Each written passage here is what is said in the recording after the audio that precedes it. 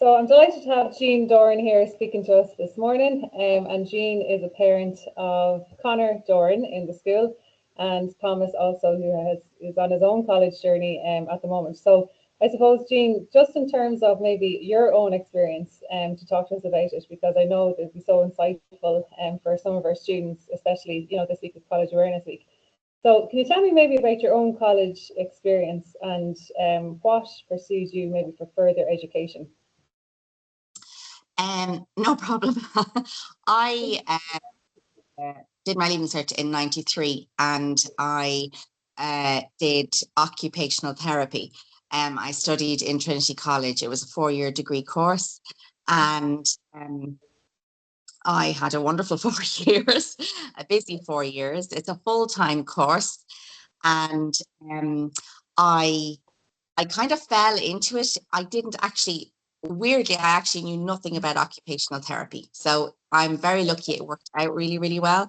I knew I wanted to do something in the medical profession. I actually was really interested in nursing, but my mom at the time was, there were very few nursing jobs. A lot of nurses were having to go to the UK and abroad and my mom was like, oh, so you listen to your parents then. And I went and did a few days with various different health professionals. I did a day with physio. I did a day with speech and language therapy. And I discovered I don't like noses, don't like. So and occupational therapy came up, and I genuinely hadn't a clue what it was. So I said, well, it sounded interesting, and I put it down and I got it. And I haven't looked back. It was a good course, an intense course.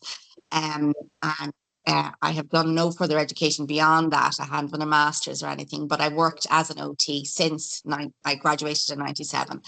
And I continue to work as an occupational therapist across different fields, but I am still working as an occupational therapist. I would always recommend, I was lucky that I suppose that I enjoyed it and it was a good fit for me, but I was probably a lucky person that way. I would always recommend maybe that you do that little bit more homework in.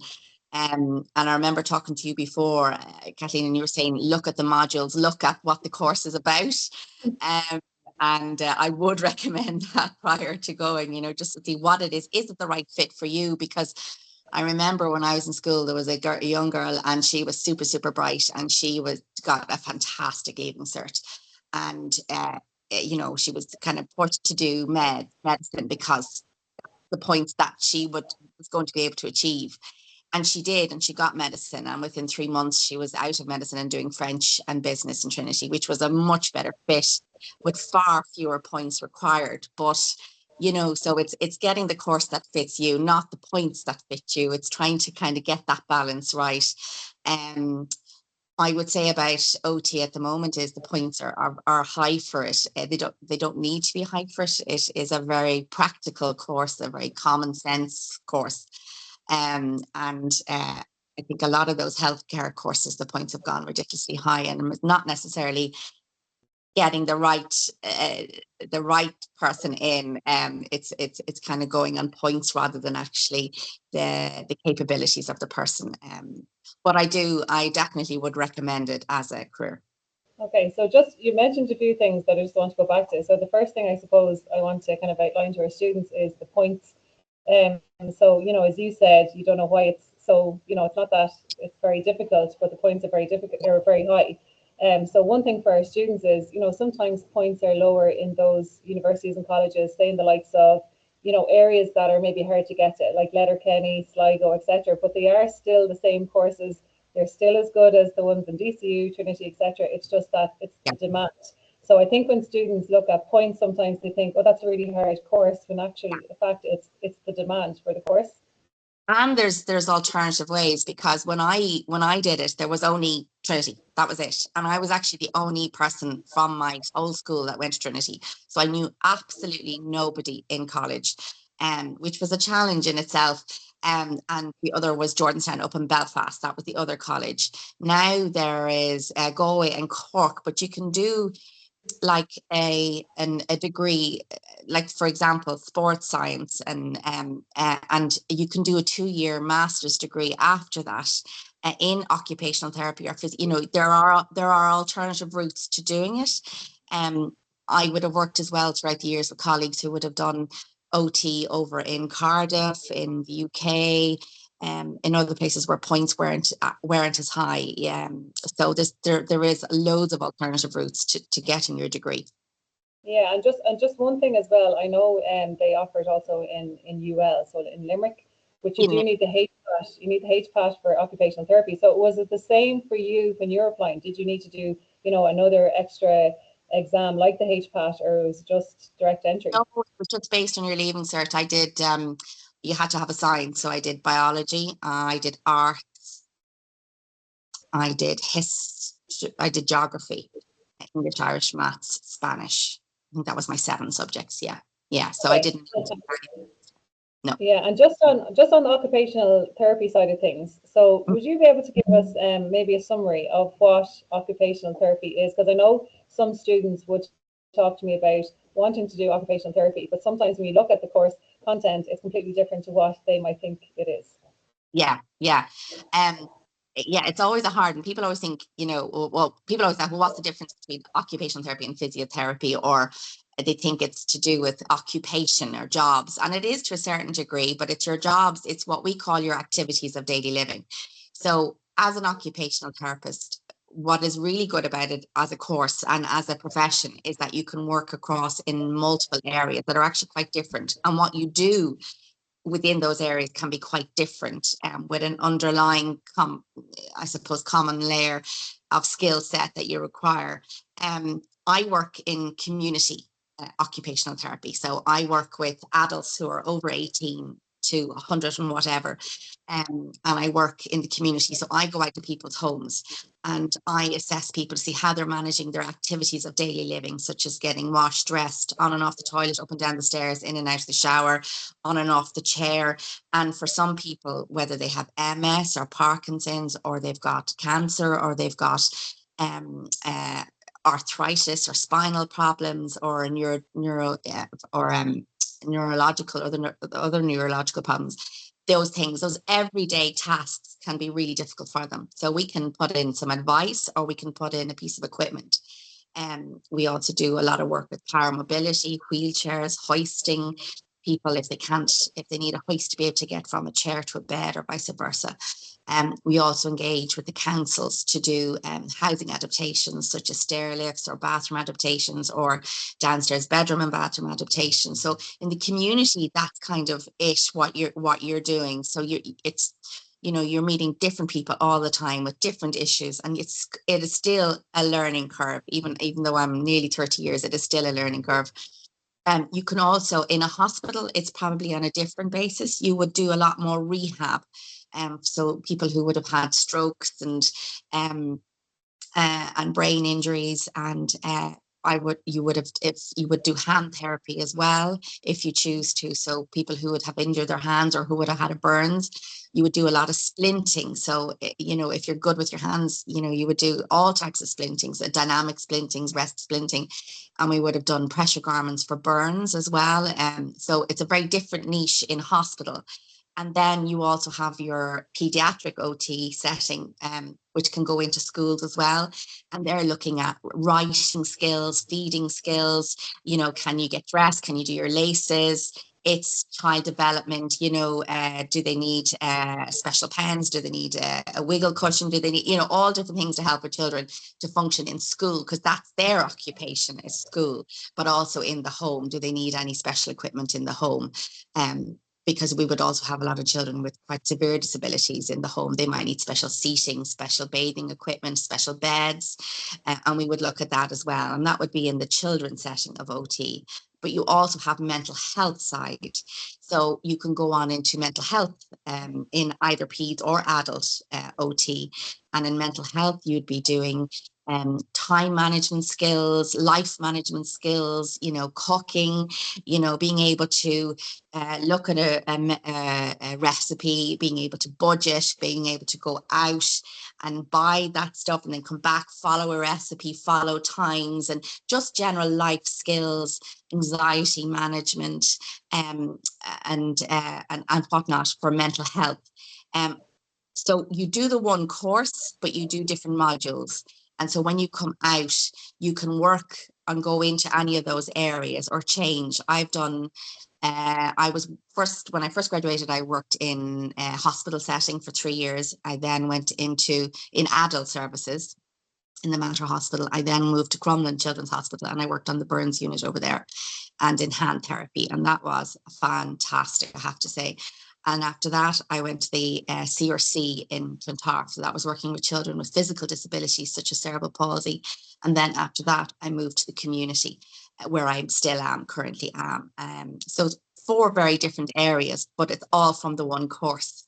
So as it really allows you to kind of pick and choose, and it feels like different careers, but it's all under the one course. So I think that's a really special part of OT. And as I said, a lot of those skills you can use across the board that you've learned in college and learned through your other jobs. It's a very good course in that it really, it's a very self-directed course, and it's good life skills too, and that you're learning to kind of think outside the box, a lot of lateral thinking, and it's a good course. But when you are in college as well, you do 3 placements. So you usually have to do a placement in a hospital, in a pediatric setting, and in a mental health setting. So it gives you a feel of maybe an area that you're interested to go into when you finish college. Yeah, and that's really important because you mentioned sorry, what's the difference between the OT and the physiotherapy? Yeah. I think for a lot of our students, physiotherapy is very appealing to the students, especially those who are playing football or camogie, etc. But I think sometimes the attitude around physiotherapy is that I'm going to be on the sideline of Liverpool playing, where I will be running onto the pitch helping the player. Where in actual fact, they do get placements like the OT in different settings, and a lot of the time physiotherapists are working within hospital settings, whether it be someone preparing for birth or if it's therapy, physio, chest, neuro rehab. It's very medically orientated. The sports side is wouldn't be your typical college or work placements, tend to be more medical orientated, or like it's a fantastic course as well. You sound like an absolute pro at the OT, but I suppose if you were to go back to college, Jean, is there anything that you would have maybe studied that you sometimes think about? Actually, yeah, there is. I would love to have done. I always knew I did like the medical profession. I said I would have loved to have done nursing, but weirdly, I would love to have done archaeology in Maynooth. I know that sounds really off the ball, but I love archaeology, and it's very different. It's dead bones and dead people, but it is something that I'm really interested in. I love history, I love archaeology, and but again, my mother was horrified, and as I said, in those days you listened to your parents. I don't think the same happens now, but archaeology. I suppose I will say as well, and I think it's a good thing to think of when you are looking at college courses, in that I went to an all-girls convent college, and I had no brothers. I was kind of very sheltered, and when I went to OT, it's like going to another classroom setting. I think there was 32 of us, so you instantly made friends. It was very easy to settle in and make friends, and friends that I'm still very I still have my best friends now, and it was a very easy transition for me from school to college, especially as I knew nobody else in the college. Whereas sometimes I hear that and the transition for somebody who may be going in or who might be a little bit quieter or shyer, or maybe struggle a little bit more socially, to go into an arts degree or something, it can take longer to settle in, and just to kind of be aware of that, because you're talking vast numbers. So think about the course too, and the modules and the size of the course as well. Might suit some person over something, or a different course might. The other thing for me was, when you do your 4-year degree course, you come out as an occupational therapist, and there's a very career path, and that suits some people. It doesn't suit everybody. If you come out an arts degree, you can go absolutely potentially anywhere. So again, that's for me, OT suited because I came out, I was an occupational therapist and I started working as one, and I've never not worked as one. Yeah. um, for others, that's not the case. They might want to try different things, and so their degree might be their college pathway might be a different one. So just to bear that in mind as well. Yeah, and I know from talking to some of our past students, they talked about the transition from themselves from post-primary into to college. And one thing that's actually been interesting for me to hear, and I remember this myself when I was in college, is sorry, just 2 seconds, sorry, is the clubs and societies. So they would say that thank goodness for the clubs and societies because, and I wish I joined them on in the first week because that's where they meet a lot of people, who might be interested in the drama or the music or the sport, Yeah. etc. So did you join any clubs when you started in Trinity? I did. I'm trying to remember what I did join. I did. Well, yeah, I did. I can't think what I did join, but I did. And the occupational therapy was all girls, bar 2 men. So it was like, oh God. And we were based in the same building as the engineering. So we kind of, which was predominantly male. So we joined up to clubs together, which was great.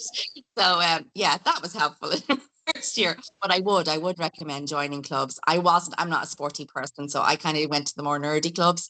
And I won't say it because I say my son will absolutely die of embarrassment. But I was more nerdy now than sporty. I'm not a bit sporty, but I had friends who were on the same course with me who did. I remember one girl, she used to get up like at 6 o'clock in the morning and go rowing, and that was her lifeline throughout the college. She was in the rowing club, and there was a girls' rugby team, and some joined that, and and the social side of it is fantastic, Yeah. and so it delays. We work in the world long enough whenever we do get into the workplace, and going to college, it's not the be end and end all, but it allows you to have those 3 or 4 years, whatever amount of time of growth and development. And, you have your summers. I went to America, I worked in London. For the summers, I went to San Francisco, London, and I went interrailing around Europe for one of the summers as well. And they were such amazing life experiences. And I couldn't have done that if I'd have gone straight into work because I would have had limited annual leave. Whereas, you have a whole summer. So it's just lovely to have that bit of breathing time and try and work out what it is you want to do with life. And that's what I think I got out of college is particularly is that bit of time to just for growth and development and just to kind of figure And things out. it's so important you mentioned that because I know, say, in my degree where I went on to do teaching and I had my summers off, and that's when I did most of my travel, in my Yeah, summertime.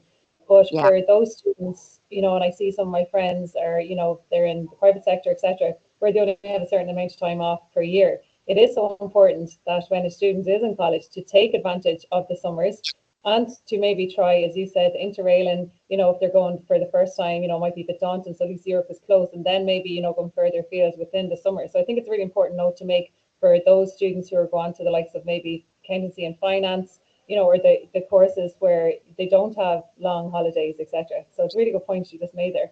I suppose I'm hoping to show some of these videos to our parents and to make them accessible for our parents. So looking at maybe from the parental side of things. So as a parent, have you any advice on maybe how you support, the students, the son or the daughter, in preparing for maybe third level education or the apprenticeship or the PLC?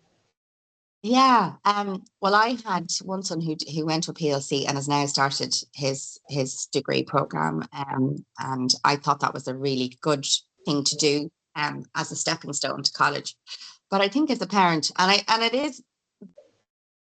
it depends different for every child. Every child is different and everyone's needs are different. But I do think as parents, we can do a certain amount of things to prepare our children, and a level of independence is probably where, now they might want to hear this, but you know, uh, getting them to be able to cook. It's simple, it sounds ridiculous, but to be able to cook pasta or boil some potatoes or use the air fryer or a little You bit know of what? It's funny because the two students I've talked to have mentioned that in their transition part that I needed to now learn how to cook on a budget, that would I be able to have money for this outing if I, so, and it brings me back to college days as well, where, 1 week you might be eating noodles for the week. So I think that is a really good requirement to have going on to further education.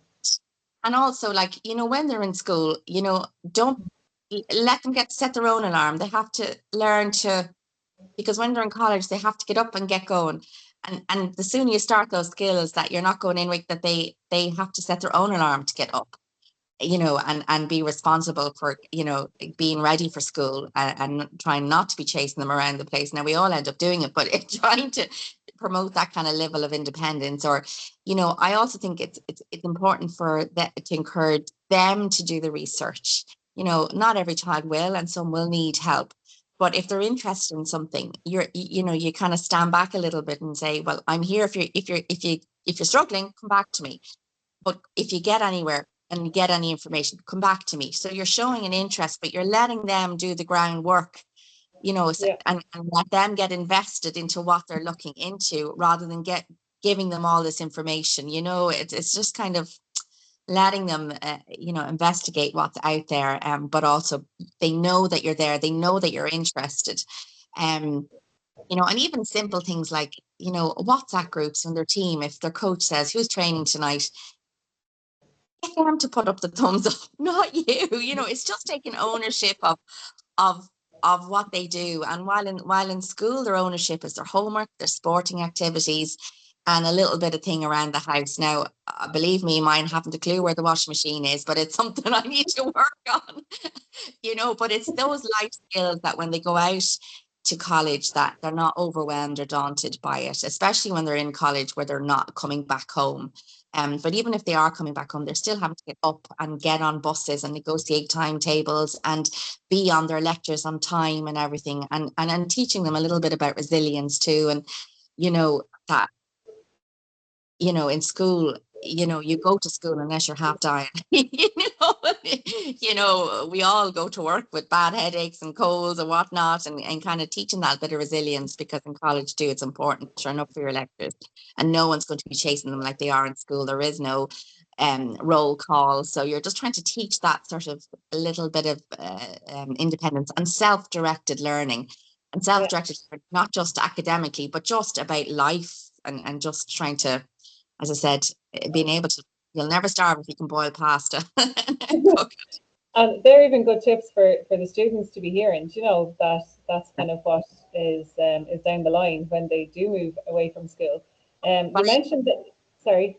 just to say, I also think it's important to have a conversation with children about finances too, because, like, we're in a position we can pay for college fees. Not everybody's in a position to do that. And so I think before college even starts, it's a conversation to have, to say, okay, we might need a little bit of help, if you can work over the summer. And, and not be afraid to have that conversation, that, yeah, college is an option for you, but we might need to see what financial help we can get for you, what maybe you might Yeah. need to contribute towards it as well. So it's good to have that open conversation, so that before college even starts, where you are with it. Yeah, and I remember my own college days. There was four of us in my family attending college at the same time.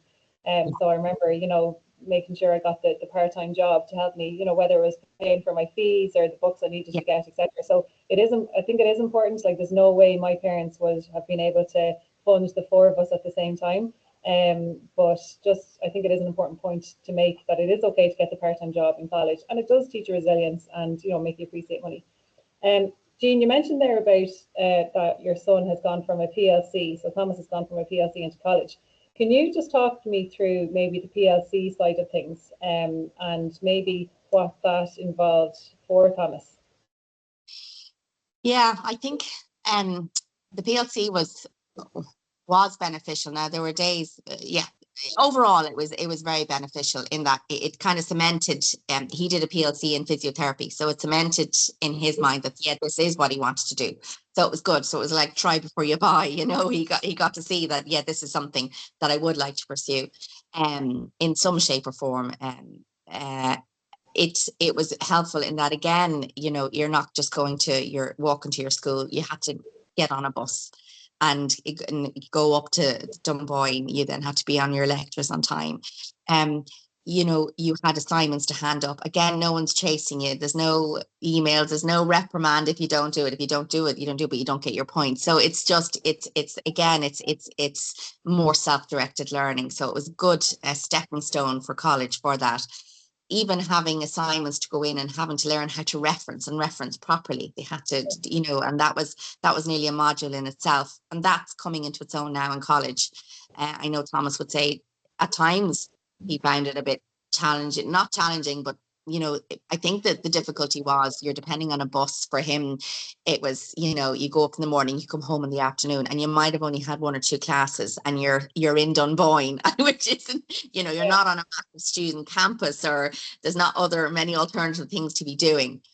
But he would say that he was glad he did it from the point of view of preparing him for college. So it was a good stepping stone, because he's just had to have an assignment in there before the Halloween break, and you know, the referencing and everything, and it was something he had no problem doing. Whereas if he'd have gone straight from school to that, it might have been a different story. He'd have got there in the end, but I'd say stress levels would have been a lot higher.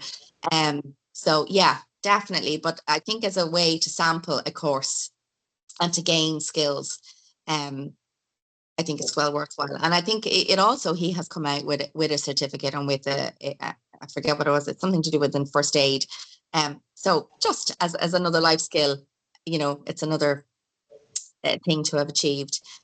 So I think definitely, especially if you're on the younger side, I think the Dunboyne has been really worthwhile. I think nearly a good chunk of the school, I know two buses were going up and down, and it was all mostly Longwood students. And So did the bus go from Longwood, Jean? Is it? Yeah, it went from the village, yeah, outside Gala. It left at 8:05, and then they got the 4 o'clock bus home, so they'd be home around 4:30, 20 to 5. Yeah, yeah. Okay. And I know in the past I've had students who.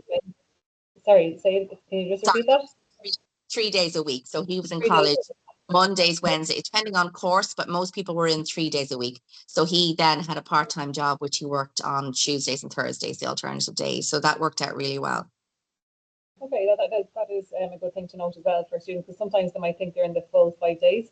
I know in the past, you know, the beauty of, I suppose, the PLC, I had a student before who had got the points for nursing, and just deferred the course for a year, even though sometimes they might not let you do that, but in this case, she was allowed to defer a course.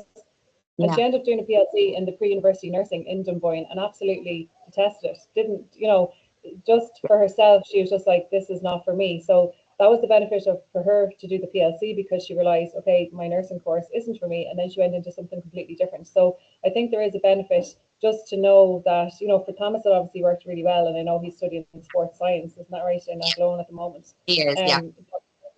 But I suppose it worked well for that student because, you know, she didn't go into a 4-year degree thinking, oh, is this for me? You know, so that it was a benefit for her in that way. And also, if you're not sure whether even college is for you, you know, it might be that I know not everybody finished the PLC. They kind of went, oh God, this, you know, further education isn't for me. So they maybe might go a different path, and they've maybe gone and done apprenticeship, or they've got, you know, it's a good stepping stone, definitely. Yeah. So, you know, it's been lovely talking to you, and I suppose just to kind of to round it up here, how do you feel college is different to when you were attending to now? What do you think has changed? Definitely the price of pints have definitely gone up significantly. The cost of student accommodation is, you know, it has gone up considerably. I think though the core of going to college and the experience that you get in college, I don't think has changed. I don't think so anyway. It's still students going up and having a great 4 years, you know. Yeah. I think what has changed is that now there are so many alternative routes that maybe it isn't as seen as when I was doing it. Like, college was big, and I was the first person in my family, the only person in my family to actually get a degree, to finish college and get a degree. And it was a big thing, you know. And as I said, in my school, I was there was only a handful of us that went on to third level education. And it was, there was a lot of pressure, and it was seen as kind of the only alternative route, which nowadays I don't think it is such a pressure that way, in that there are so many ways now to achieve what you want to achieve. I would say too, I had some friends who, when I was in college, they did a 1-year secretarial course. And just throughout their careers and various jobs, they have just sailed and sailed and sailed. And like, they are now in the most high flying, massive jobs in America on massive salaries, So, there is, it is not a life defining moment whether you go to college or not, but as an experience and a life experience, it is worth it. Yeah. Yeah, well, I definitely would agree with you there, just the experience of college in itself, and, gaining that independence, and, some parts being difficult, like you mentioned the referencing, but it's all stuff that it's skills you learn and that you can bring with you throughout your life. So Jean, thanks a million for talking to me today. It's been very insightful, especially around the whole area of occupational therapy. And, in the future, if I have any students, I might direct them your way with any questions, because I know that would be great. But thanks a million, and I'm sure both the staff, students, and parents would be delighted to hear the talk today. So thanks very much. No problem. Thanks, Kathleen.